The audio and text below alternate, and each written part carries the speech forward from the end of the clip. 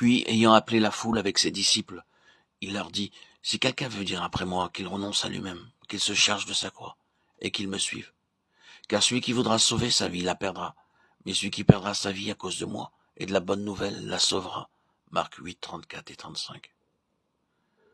Jésus leur dit, « Ma nourriture de faire la volonté de celui qui m'a envoyé et d'accomplir son œuvre. » Jean 4, 34. Jésus reprit donc la parole et leur dit, « En vérité, je vous le dis, le Fils ne peut rien faire de lui-même. Il ne fait que ce qu'il voit faire au Père, et tout ce que le Père fait, le Fils aussi le fait pareillement. Je ne puis rien faire de moi-même selon que j'entends, je juge, et mon jugement est juste, parce que je ne cherche pas ma volonté, mais la volonté de celui qui m'a envoyé. » Jean 5, 19 et 30. Car je suis descendu du ciel pour faire non ma volonté, mais la volonté de celui qui m'a envoyé. Comme le Père qui est vivant m'a envoyé et que je vis par le Père, ainsi celui qui me mange vivra par moi. Jean 6, 38 et 57. Celui qui me rejette et qui ne reçoit pas mes paroles a son juge. La parole que j'ai annoncée, c'est elle qui le jugera au dernier jour. Et je sais que son commandement est la vie éternelle. C'est pourquoi les choses que je dis, je les dis comme le Père me les a dites. Jean 12, 48 et 50. Le Seigneur Jésus a vécu sur le principe de la croix. La croix a été pensée avant les temps éternels, et bien avant que le monde soit créé, la mort du Seigneur Jésus avait été arrêtée. Le principe de la croix a été parfaitement accompli dans sa vie.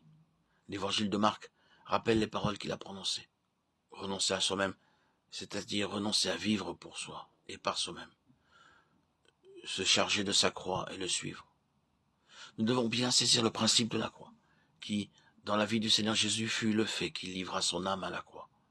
Pour expérimenter la croix et entrer dans les réalités de la croix, ce même principe qui a régi la vie du Seigneur, Jésus doit régir notre vie. Dieu obtiendra son Église au travers de ceux qui entreront dans les réalités de ces principes. Cela pourrait nous effrayer car plus nous obéirons et accepterons de livrer notre âme à la mort, plus nous connaîtrons les difficultés et la souffrance.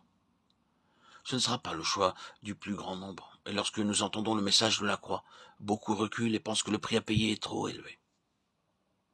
Nous ne devons pas perdre de vue que le dessein de Dieu est d'obtenir un univers qui corresponde à sa nature et le satisfasse entièrement. Il désire que le plus grand nombre parvienne au but. Il connaît dans sa préscience ceux qui entendront et obéiront au message de la croix.